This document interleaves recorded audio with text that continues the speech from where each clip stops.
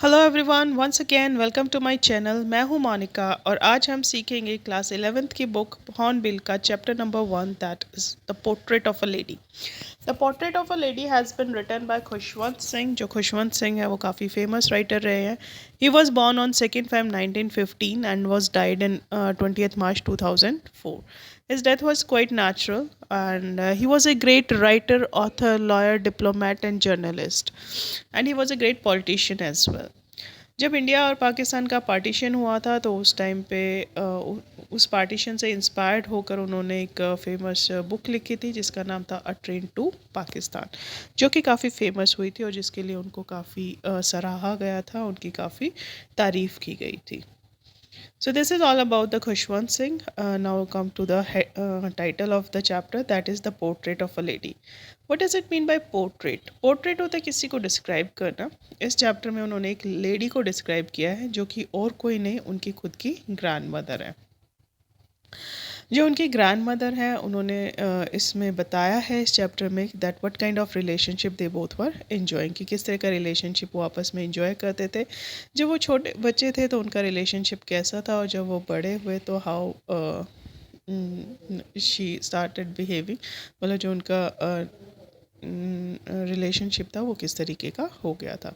तो he has describe her grand mother in this chapter. तो उन्होंने इस चैप्टर में अपनी जो ग्रैंड मदर है उसको डिस्क्राइब किया है। So let's start reading the chapter. Chapter को रीड करना स्टार्ट करते हैं। My grand mother, like everybody's grand mother, was an old women. कहते जो मेरी ग्रैंड मदर थी, जो मेरी दादी थी, वो सबकी दादी माँ की तरह एक बूढ़ी औरत थी। She had been old and wrinkled for the 20 years that I had been known her. कहते हैं कि मैं 20 सालों से जब से उनको जानता था वो उतनी बूढ़ी थी और उनके जो फेस था उसके ऊपर रिंकल यानी कि झुर्रियाँ पड़ी हुई थी। People said that she had once been young and pretty and had even had a husband, but that was hard to believe. कहते जो लोग हैं वो कहते हैं कि कभी वो यंग हुआ करती थी, जवान हुआ करती थी और बहुत सुंदर दिखती थी और उनका एक हस्बैंड भी होता था। लेकिन मेरे लिए इन बातों के ऊपर विश्वास करना बहुत मुश्किल था। क्यों मुश्किल था? क्योंकि मैंने हमेशा से उनको अकेले और बूढ़ा ही देखा था। My grandfather's portrait hung about the mantelpiece in the drawing room. Mantelpiece होता है जहाँ पर आग जलाते हैं कमरे को गर्म करने के लिए, उसके ऊपर जो एक स्पेस होता है उसके ऊपर वो जो प्लेटफॉर्म सा बनाया होता है उसको हम क्या बोलते हैं? We call it as mantelpiece. कहते हैं जो मेरे ग्रैंड फादर हैं, जो मेरे दादाजी की फ़ोटो है वो मेंटल पीस के ऊपर लगी हुई है ड्राइंग रूम के अंदर। He wore a big turban and a loose fitting clothes. उस पिक्चर के अंदर जो मेरे दादाजी हैं उन्होंने पगड़ी पहनी हुई है। टर्बन मीन्स पगड़ी, पगड़ी पहनी हुई है और ढीले ढाले से कपड़े पहने हुए हैं। His long white beard covered the best part of his chest and he looked at least 100 years old. कहते हैं उनके जो लंबी और सफ़ेद रंग की दाढ़ी है, उन्होंने उनके जो चेस्ट है जो उसको जो बेस्ट पार्ट है उसको कवर कर रखा है और अपने फ़ोटो में वो कितने बूढ़े लगते हैं? He is looking around 100 years old. He did not look like the sort of person who would have a wife or children. कहते हैं जो मेरे दादाजी की फ़ोटो है उनको देख के कोई ये नहीं कह सकता कि वो एक ऐसे इंसान होंगे जिनकी कोई वाइफ हो सकती है। हाँ, बट वो इतने बूढ़े दिखते हैं कि जिनके बहुत सारे बच्चे ज़रूर हो सकते हैं। तो कोई ये नहीं कह सकता था कि उनके वाइफ हो सकती है, but he can have a number of children. He looked as if he could only have lots and lots of grandchildren. कहते वो सिर्फ ऐसे दिखते थे जैसे कि उनके बहुत सारे जो हैं ग्रैंड चिल्ड्रन हैं, नाती पोते हैं। As for my grandmother being young and pretty, the thought was almost revolting. The thought was always revolting का मतलब है thought that is hard to believe, एक ऐसा विचार जिसके ऊपर विश्वास नहीं किया जा सकता। कहता है अगर मेरी ग्रैंड मदर मेरी दादी के यंग और प्रिटी दिखने की बात है तो ये एक ऐसा विचार है जो कि जिसके ऊपर विश्वास नहीं किया जा सकता। She often told us of the game she used to play as a child. कहते वो बहुत बार हमें बताती थी जब वो छोटी बच्ची थी तो किस तरह के गेम्स वो खेलती थी। That seemed quite absurd and undignified on her part and we treated it like the fables of the prophets she used to tell us. कहते वो ऐसा लगता था जैसे कि वो बहुत ही absurd यानी कि अनडिग्निफाइड गेम्स होते थे, बेकार के गेम्स होते थे, बहुत ही बेकार भद्दे गेम्स होते थे और हम लोग उनको ऐसे बिल्कुल भी ट्रीट नहीं करते थे कि वो उस तरह के गेम्स खेलती होंगी। हम लोग सोचते थे कि वो क्या है, फेबल्स हैं, कहानियाँ हैं जो कि प्रॉफिट साधु संत सुनाते हैं, और वो हमें सुनाया करती थी। तो हम उनकी बातों पे विश्वास नहीं करते थे वो कैसे गेम्स खेलते थे, क्योंकि हमारे लिए बहुत ही अजीब और भद्दे गेम्स होते थे, और ऐसा लगता था जैसे कि वो जो साधु संत हैं उनकी कहानियाँ में सुना रही है। She had always been short and fat and slightly bent. कहते वो शुरू से ही कैसी थी, छोटी सी हाइट की थी, थोड़ी सी मोटी थी, और आगे से थोड़ा झुकी हुई थी। Her face was a criss cross of wrinkles. उनका जो फेस था उसके ऊपर झुर्रियों के क्रिस क्रॉस बने हुए थे, झुर्रियों के लाइनें बनी हुई थी। Running from everywhere to everywhere, जो कि मतलब रन करती थी हर जगह से। No, we were certain she had always been as we had known her. हम लोग बिलीव करते थे कि वो बिल्कुल वैसी दिखती थी हमेशा ही जैसे कि हमने उसको देखा था। ओल्ड, बहुत बूढ़ी। So terribly old that she could not have grown older. मतलब इतनी बूढ़ी हो चुकी थी वो कि उससे और ज़्यादा वो बूढ़ी नहीं हो सकती थी। And had stayed at the same age for 20 years. और ऐसा लगता था पिछले 20 सालों से वो उसी उम्र में रुक गई हैं। उनकी जो एज है वो आगे नहीं बढ़ रही है, पिछले 20 सालों से वो उसी एज में।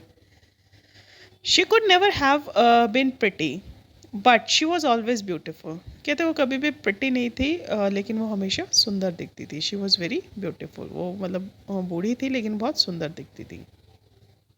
She hobbled around about the house in spotless white, and one hand resting on her waist to balance her stoop, and the other telling the beads of her rosary। क्योंकि वो बहुत बूढ़ी थी तो उनकी कमर थोड़ी सी जो थी वो झुक गई थी, और वो ऐसे जो है पूरे घर में घूमती थी। हॉबल्ड मीन्स घूमना। वो बिल्कुल ऐसे पूरे घर में घूमती थी। स्पॉटलेस वाइट, उनकी जो ड्रेस थी वो बिल्कुल वाइट कलर की होती थी, जिसके ऊपर कोई भी धब्बा नहीं होता था, निशान नहीं होता था। तो ऐसे स्पॉटलेस वाइट कलर में एक हाथ अपने कमर के ऊपर रखे हुए, और जो दूसरा हाथ था उसके अंदर उनके रोज़री जो माला होती है जिसके ऊपर हम मंत्र पढ़ते हैं, बीड्स वाली माला, उसको लेकर उसके ऊपर मंत्र पढ़ते हुए वो एक जगह से दूसरी जगह पर घर में घूमती रहती थी। हर silver locks were scattered untidily over her pale, puckered face, and her lips constantly moved in the inaudible prayer। उनके जो सिल्वर लॉक्स थे, जो बालों घुंघराले बाल होते हैं ना, जो सिल्वर लॉक्स इसलिए बोले क्योंकि सफ़ेद बाल थे। जो सफ़ेद बालों के जो कर्ल्स थे वो उनके जो पीला पेल और प्यूकर्ड में पिचका हुआ फेस था उसके ऊपर अनटाइडली बिना बांधे हुए उनके ऊपर लटके रहते थे। और जो उनके लिप्स थे, जो उनके होठ थे, वो लगातार क्या करते रहते थे, अनऑडिबल। वो ऐसी प्रेयर बोलते रहते थे जो दूसरों किसी को सुनाई नहीं देती थी। ये शी वॉज ब्यूटिफुल। हाँ, वो बहुत सुंदर थी। She was like the winter landscape in the mountains. वो बिल्कुल ऐसे दिखती थी जैसे कि जो पहाड़ियाँ होती है उसमें विंटर्स का लैंडस्केप होता है, क्योंकि विंटर्स के लैंडस्केप में जो पहाड़ियाँ होती है उसके ऊपर बर्फ़ गिर जाती है, वो एकदम वाइट और बहुत ब्यूटीफुल दिखती है। तो इसी तरीके से वो इतनी वाइट और ब्यूटीफुल दिखाई देती थी। An expanse of pure white serenity, breathing peace and contentment. एक ऐसा फैलाव जो कि बिल्कुल कैसा था, सफ़ेद, और किससे भरा हुआ था, सैरेनिटी, शांति से भरा हुआ था। ऐसा लगता था कि वो शांति से सांस ले रही है। And she is living in contentment. Contentment means satisfaction. My grandmother and I were good friends. कहते कि जो मेरी ग्रैंड मदर थी, मेरी दादी थी, और जो मैं थे, हम लोग अच्छे दोस्त थे। My parents left me with her when they went to live in the city. जो मेरे पेरेंट्स थे वो मुझे उनके पास छोड़ गए थे जब वो शहर में रहने के लिए चले गए थे। And we were constantly together. और हमेशा हम साथ रहते थे। कौन? मैं और मेरी दादी। She used to wake me up in the morning and get me ready for school. वो हमेशा मुझे सुबह स्कूल जाने के लिए उठाती थी और मुझे स्कूल जाने के लिए तैयार करती थी। She said her morning prayers in the monotonous sing song while she bathed and dressed me in the hope that would listen and get it to know it by heart। कहते जब वो मुझे नहलाती थी या मुझे तैयार करती रहती थी तो वो अपनी जो मोनोटोनस मतलब जो बोरिंग सी प्रेयर होती थी वो उसको गाती रहती थी, इस उम्मीद के साथ कि मैं वो जो प्रेयर्स हैं उनको अपने दिल से याद करूँगा। I listen because I loved her voice but never bother to learn it. मैं उनकी जो प्रेयर थे उनको सुनता था लेकिन कभी भी परवाह नहीं की कि मैं उनको याद कर लूँ। लेकिन मैं वो प्रेयर सुनता ज़रूर था क्योंकि मुझे उनकी जो वॉइस थी, आवाज़ थी, वो बहुत ज़्यादा पसंद थी। Then she would fetch my wooden slate, which she had already washed and plastered with yellow chalk, a tiny earthen ink pot, and a red pen, tie with all in a bundle, and hand it to me. मुझे तैयार करने के बाद वो मेरी जो wooden slate, जिसको तख्ती बोलते थे, पहले स्कूल में तख्ती लेकर जाते थे, अगर आपने देखी हो, तो वो वुडन वाली जो तख्ती थी वो लेकर आती थी, जिसको कि वो पहले से धोकर और उसके ऊपर जो येलो चौक है मुल्तानी मिट्टी से उसको प्लास्टर करके रखती थी, और एक छोटा सा इंक पॉट, मिट्टी का जो इंक पॉट था वो, और एक रेड कलर का पेन, वो सारी चीज़ें एक बंडल के अंदर बांध देती थी और वो मुझे दे देती थी ताकि हम स्कूल जा सकें. After a breakfast of a thick stale chapati with a little butter and a sugar spread on it, we went to school. उसके बाद हम ब्रेकफास्ट करते थे, मतलब ब्रेकफास्ट करने के बाद, तो ब्रेकफास्ट में वो क्या देती थी, एक मोटी सी बासी चपाती देती थी, जिसके ऊपर थोड़ा सा बटर रखा होता था और उसके ऊपर थोड़ी सी चीनी स्प्रेड की होती थी, और उसको खाने के बाद हम स्कूल जाते थे. She carried several stale chapatis with her for the village dogs. वो काफ़ी सारी जो बासी रोटियां होती थी उनको अपने साथ लेकर जाती थी ताकि वो गांव के जो डॉग्स हैं, कुत्ते हैं, उनको दे सके. My grandmother always went to school with me because the school was attach to the temple. जो मेरी ग्रैंड मदर थी वो हमेशा ही मेरे साथ स्कूल जाती थी, क्योंकि वो जो स्कूल था वो किसके साथ अटैच था, मंदिर के साथ अटैच था. The priest taught us the alphabet in the morning prayer. जो वहाँ के पुजारी थे वो हमें अल्फ़ाबेट सिखाते थे और हमें जो मॉर्निंग में गाई जाने वाली प्रेयर्स थी वो सिखाते थे. While the children sat in the rows on either side of the veranda singing the alphabet or the prayer in the chorus, my grandmother sat inside reading the scriptures. कहते हैं जब हम बच्चे जो है रोज़ के अंदर लाइनों के अंदर बाहर बैठे हुए होते थे वरांडा के साइड में, और अल्फ़ाबेट्स और प्रेयर गा रहे होते थे चौरस में, तो उस टाइम पे जो हमारी ग्रैंड मदर थी, हमारी दादी थी, वो मंदिर के अंदर बैठती थी और स्क्रिप्चर्स पढ़ती थी. स्क्रिप्चर्स होते हैं वेद. When we had both finished, we would walk back together. जब हम दोनों अपना काम ख़त्म कर लेते थे, मतलब मेरा स्कूल ख़त्म हो जाता था और स्क्रिप्चर्स पढ़ना पूरा कर लेते थे, तो हम दोनों जो है साथ में वापस आते थे घर पे. This time the village dogs would meet us at the temple door. और इस बार जब हम वापस आते थे तो जो गांव के कुत्ते थे वो हमें कहाँ पर मिलते थे, मंदिर के दरवाजे पर. They followed us to our home, growling and fighting with each other for the chapatis we threw to them. कहते वो हमें फॉलो करते थे हमारे घर तक, एक दूसरे के ऊपर गुर्राते हुए, झगड़ा करते हुए, क्योंकि वो जो ग्रैंड मदर थी उनके लिए चपातीस लेकर जाती थी, तो उन चपातीस के लिए जो हम उनको फेंकते थे उसके लिए वो एक दूसरे को गुर्राते थे, झगड़ा करते हुए हमारे पीछे पीछे आते थे. कहाँ तक? हमारे घर तक. When my parents were comfortable settled in the city, they sent for us. कहते जब मेरे पेरेंट्स जो थे अच्छे से सेटल हो गए थे शहर में, तो उन्होंने हमें बुलवा लिया. That was a turning point in are friendship. कहते हैं वो जो हमारी फ्रेंडशिप थी बहुत पुरानी, उसके अंदर वो एक टर्निंग पॉइंट था, मतलब उसके अंदर वो एक बदलाव लाने वाला चेंज था. Although she shared the same room, my grandmother no longer came to school with me. कहते हैं हालांकि हम लोग एक ही कमरा शेयर करते थे, वो मेरे साथ मेरे रूम में ही सोती थी, लेकिन अब वो मेरे साथ स्कूल में नहीं आती थी. I used to go an English school in a motor bus. अब मैं स्कूल कैसे जाता था, एक स्कूल बस में जाता था और इंग्लिश मीडियम स्कूल में मैं पढ़ने जाता था. There were no dogs in the streets. वहाँ पर कोई भी डॉग्स नहीं होते थे गलियों में. And she took to feeding sparrows in the courtyard of our city house. क्योंकि गली में कोई कुत्ते नहीं होते थे, इसीलिए जो मेरी ग्रैंड मदर थी उन्होंने किसको फीड करना स्टार्ट कर दिया, स्पैरोज को, चिड़ियाओं को. जो कोर्ट यार्ड था, हमारा वरंडा था सिटी हाउस में, वहाँ पर उन्होंने उनको स्पैरोज को फीड करना स्टार्ट कर दिया था. As the year rolled by we saw less of each other. कहते जैसे जैसे साल बीतते गए हम दोनों जो है वो एक दूसरे को कम देख पाते थे. For some time she continue to wake me up and get me ready for school. कहते कुछ टाइम तक वो मुझे उठाती थी सुबह और मुझे स्कूल के लिए तैयार करती थी. When I came back she would ask me what the teacher had taught me. कहता जब मैं वापस आता था वो हमेशा पूछती थी कि जो टीचर है उसने मुझे स्कूल में क्या सिखाया. I would tell her English words and little things of the western science and learning. मैं हमेशा उनको वो इंग्लिश वर्ड्स बताता था और जो वेस्टर्न साइंस जो भी मैं सीखता था स्कूल में, उसके बारे में मैं अपनी दादी को बताता था. The law of gravity, Archimedes principal, the world being around etcetera, वो सारी चीज़ें जो भी मैं सीखता था, जैसे लॉ ऑफ ग्रेविटी है या आर्किमिडीज है के प्रिंसिपल्स हैं, या फिर जो दुनिया हमारे आसपास की है वो कैसी है, उसके बारे में मैं उनको बताता था, जो भी मैं सीख के आता था स्कूल से। दिस मेड हर अनहैप्पी, और ये सारी चीज़ें उनको नाखुश करती थी। She could not help me with my lesson, क्योंकि मैं इंग्लिश मीडियम स्कूल में जाता था, तो अब वो मुझे हेल्प नहीं कर पाती थी मेरे लेसन्स में, मेरी पढ़ाई में। She did not believe in the things they taught at the English school and was distressed that there was no teaching about God and scriptures. कहते हैं कि वो जो हमें इंग्लिश मीडियम स्कूल में पढ़ाया जाता था, वो उसके अंदर बिल्कुल भी विश्वास नहीं करती थी, और डिस्ट्रेस यानी कि परेशान रहती थी कि हमें जो गॉड है, भगवान है, और जो स्क्रिप्चर्स है, वेद है, उनके बारे में कुछ भी नहीं सिखाया जाता। One day I announce that we were being given music lesson. एक दिन घर आके मैंने बताया कि हमें आज म्यूज़िक लेसन दिया गया था, हमें म्यूज़िक सिखाया गया। शी वॉज़ वेरी डिस्टर्ब, ये सुनते ही वो बहुत ज़्यादा डिस्टर्ब हो गई थी, परेशान हो गई थी।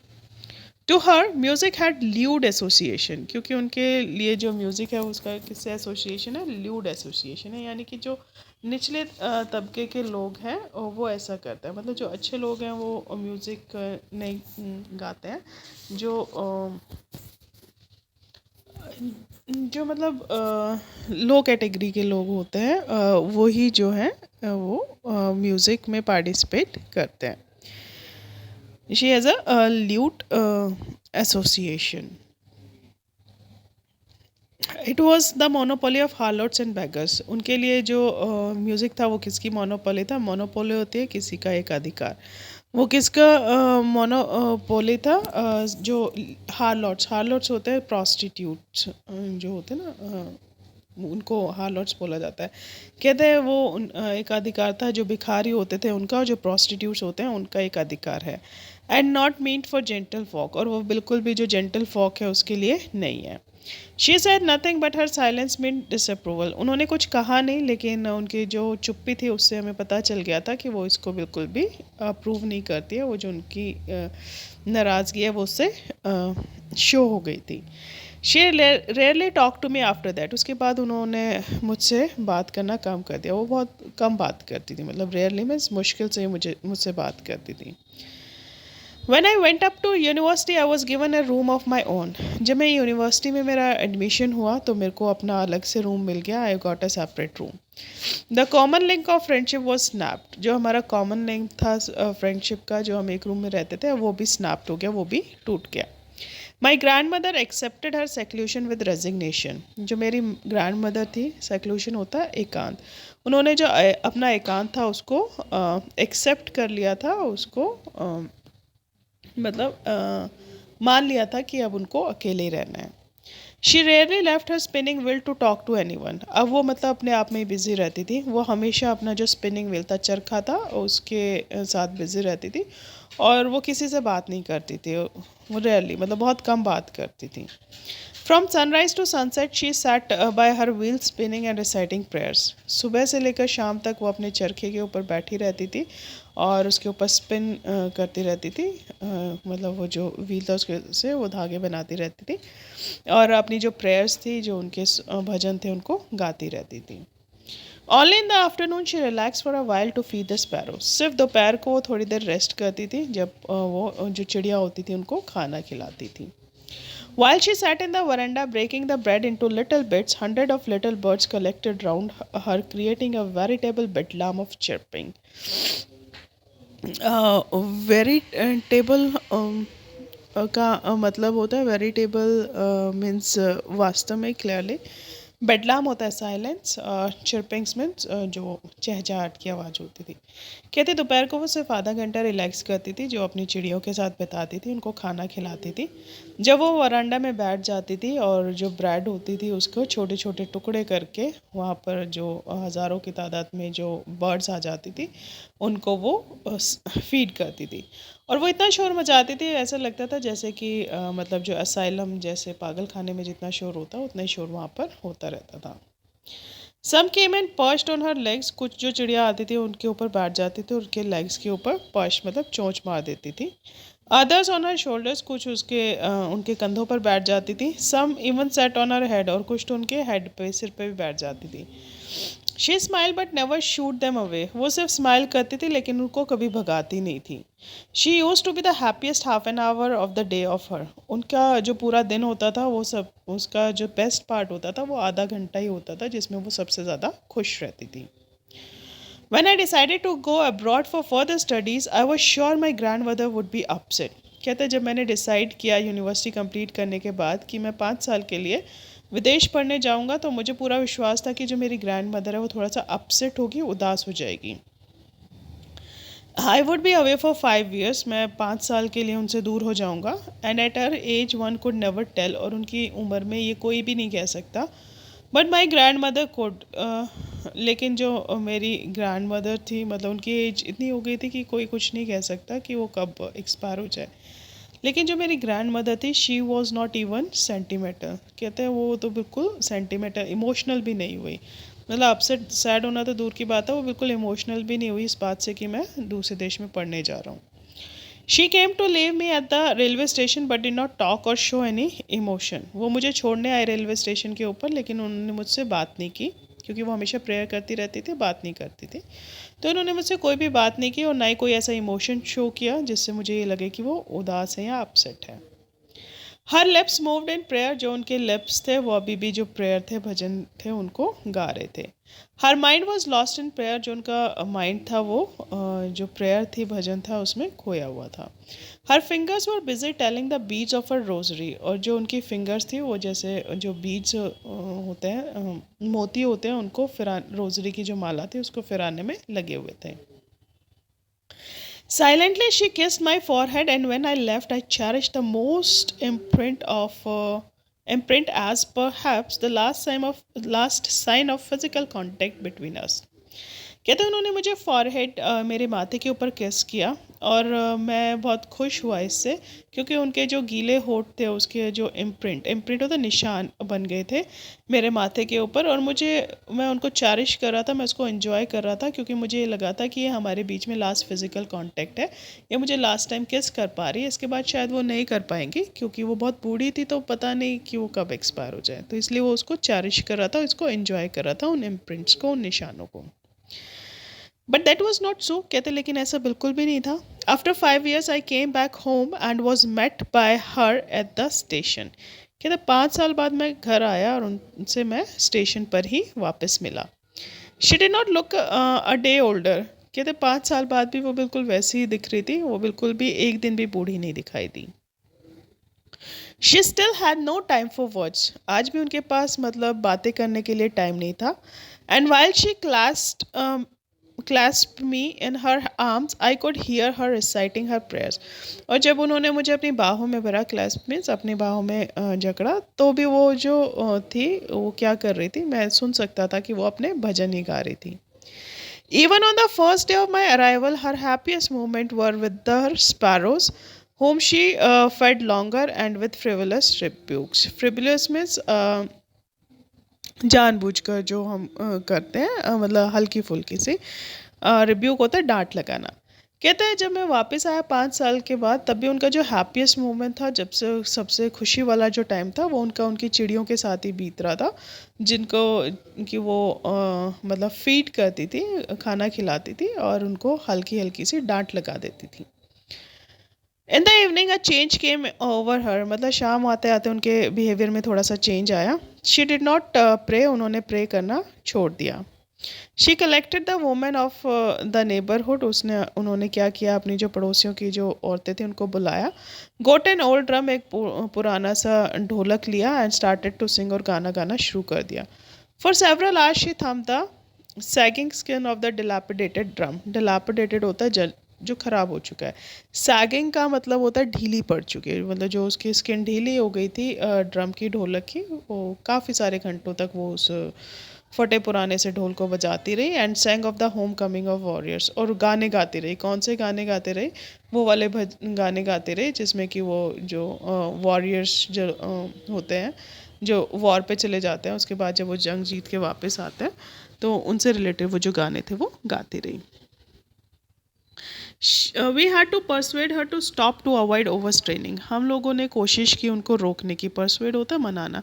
हम लोगों ने उनको बहुत कोशिश की कि वो अपने आप को ओवर स्ट्रेन ना करें, मतलब ज़्यादा मतलब मेहनत ना करें।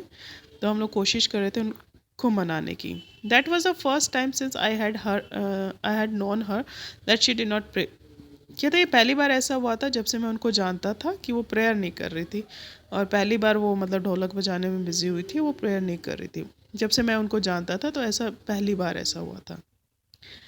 The next morning she had taken in. वही हुआ फिर जो एक्सपेक्टेड था। अगले दिन सुबह वो बीमार हो गई थी। It was a mild fever, वो हल्का फुल्का सा बुखार था। And the doctor told us that it would go. और जो डॉक्टर्स ने हमें बताया कि वो चला जाएगा। But my grand mother thought differently. लेकिन जो मेरी ग्रैंड मदर थी वो थोड़ा अलग तरीके से सोचती थी। She told us that her and was near. उन्होंने हमें बताया कि जो उनका अंत है वो करीब आ गया है। She said that since only a few hours before the close of the last chapter of her life she had omitted to pray, she was not going to waste any more time talking to us. उन्होंने हमें बताया कि उनका जो आखिरी time है वो पास आ गया है, क्योंकि आखिरी कुछ घंटों में जबकि वो मरने वाली थी, जो उनका लास्ट चैप्टर था लाइफ का वो चल रहा था, उन्होंने जो प्रे करना था उसको ओमिट मतलब छोड़ दिया था। इसीलिए अब वो और ज़्यादा टाइम वेस्ट नहीं करना चाहती थी हमसे बात करने में। इसलिए वो क्या चाहती थी कि वो प्रेयर करें अपने लास्ट टाइम में, जो उनकी लाइफ का लास्ट मोमेंट है उसमें। We protested. हमने उनको रोकने की कोशिश की, but she ignore our protest. लेकिन उन्होंने जो हमारा प्रोटेस्ट था, हम जो उनके अगेंस्ट बोल रहे थे, उसको इग्नोर कर दिया। She lay peacefully in her bed praying and telling her beads. वो चुपचाप से अपने बेड पर लेटी रही, प्रे करती रही और अपनी जो बीच थी उसके ऊपर माला फिराते फिराते भजन गाती रही। Even before we could suspect, her lips stopped moving and the rosary fell from her lifeless fingers. कहते इससे पहले कि हम लोग सस्पेक्ट कर पाते, कुछ अंदाज़ा लगा पाते, उनके जो होठ थे वो एकदम से चुप हो गए। और जो रोजरी थी वो नीचे गिर गई उनके हाथों में से, और वो मर गई थी। लाइफलेस फिंगर्स मतलब वो एक्सपायर हो गई थी, उनकी जो हाथ थे वो लाइफलेस हो गए थे, और जो माला थी उनके हाथ में रोजरी की वो नीचे गिर गई। A peaceful pallor spread on her face and we knew that she was dead. एक शांति वाला जो पीला रंग था उनके फेस के ऊपर फैल गया और हमें पता चल गया था कि वो मर चुकी है। We lifted her off the bed and, as in the customary, laid her on the ground and covered her with a red shroud. Shroud होता है कफन। हमने उनको बेड पर से उठाकर नीचे रखा, मतलब जो कि रीति रिवाज है, उनको ग्राउंड पर रखा और उसको जो लाल रंग का जो कफन था उनको पहना दिया। After a few hours of morning we left her alone to make arrangements for her funeral. कहता है कुछ घंटों के शोक मनाने के बाद हम लोग वहाँ से उठे ताकि जो उनका फ्यूनरल है, जो उनकी चिता जलानी है, उसका अंतिम संस्कार करना है, उसकी हम तैयारी कर सकें। In the evening, we went to her room with a crude stretcher to take her to be cremated. शाम को हम उनके कमरे में गए एक क्रूड स्ट्रैचर लेकर, जो कि बनाया हुआ जो स्ट्रैचर था, लकड़ी का जो बनाया हुआ स्ट्रैचर था उसको लेकर, ताकि हम उनको ले जाकर शमशान घाट ले जा सके उनको चिता जलाने के लिए। क्रामेटेड मीन्स उनका अंतिम संस्कार करने के लिए। The sun was setting and had lit her room and veranda with a blaze of golden light. जो सन था वो छुपने जा रहा था, सनसेट का टाइम था। जो उनका वरांडा था उसमें गोल्डन कलर की लाइट आ रही थी, और जो उनका वरांडा था वो उसमें गोल्डन कलर की लाइट से वो चमक रहा था। We stop halfway in the courtyard. जो कोर्ट यार्ड था, जो आंगन था, उसमें हम आधे रास्ते पर ही रुक गए। All over the veranda and in her room right up to where she lay dead and stiff wrapped in the red shroud, thousands of sparrows sat scattered on the floor. कहते हम आधे रास्ते ही रुक गए, क्योंकि वो जो वरांडा था और जो उनका कमरा था वहाँ पर जो थी हज़ारों की संख्याओं में जो स्पैरोस थी, चिड़ियाज थी, वो वहाँ पर फैली हुई बैठी थी फ्लोर के ऊपर। There was no chirping. लेकिन आज वो बिल्कुल चहचहा नहीं रही थी, वो चुपचाप शांति से बैठी थी। We felt sorry for the birds. हमें बर्ड्स के लिए बहुत सॉरी फील हो रहा था। And my mother fetch some bread for them. और जो मेरी मदर थी वो जल्दी से उनके लिए कुछ ब्रेड ले आई। She broke it into the little crumbs. उन्होंने उनको छोटे छोटे टुकड़ों में तोड़ा, the way my grandmother used to do, जैसे कि जो मेरी ग्रैंड मदर थी वो करती थी। And threw it to them. और उन्होंने उनको फेंक दी, वो ब्रेड उनको सर्व कर दी। The sparrows took no notice of the bread. जो स्पैरोज थे उन्होंने वो जो ब्रेड थे उसका कोई भी नोटिस नहीं लिया, उनकी तरफ बिल्कुल भी ध्यान नहीं दिया। When we carried my grandmother's corpse off they flew away quietly. जब हमारे जो ग्रैंड मदर की जो कॉप्स मतलब डेड बॉडी थी, हमने उनको उठाया वहाँ से ताकि हम उनको शमशान घाट ले जा सके जलाने के लिए, उनका अंतिम संस्कार करने के लिए। तो जैसे हमने उनको उठाया तो वो सारी अपने आप उड़कर चली गई चुपचाप से बिना शोर मचाए, यानी कि जैसे ऐसा लग रहा था जैसे कि वो चिड़िया जो है वो भी शोक मना रही थी उसकी ग्रैंड मदर की डेथ का। Next morning the sweeper swept the bread crumbs into the dustbin. अगली जो सुबह थी उसमें जो स्वीपर थे उन्होंने जो ब्रेड के क्रम्स थे उनको डस्टबिन में डाल दिया, यानी कि जो चिड़िया थी उन्होंने उस दिन खाना नहीं खाया, वो शोक मना रही थी मेरी ग्रैंड मदर की डेथ का। उसके बाद जो नेक्स्ट डे था स्वीपर ने उन सारे क्रम्स को साफ़ किया और उनको किस में डाल दिया, डस्टबिन में डाल दिया। So here ends your chapter. यहाँ पर जो आपका चैप्टर है वो एंड होता है। आई होप आपको चैप्टर समझ में आया होगा, इजी है, इंटरेस्टिंग है। अगर पसंद चैप्टर इजी लगा है तो please give a like to the video, और अच्छा लगा है तो प्लीज़ इसको शेयर करें, and don't forget to subscribe my channel. Thank you and have a nice day.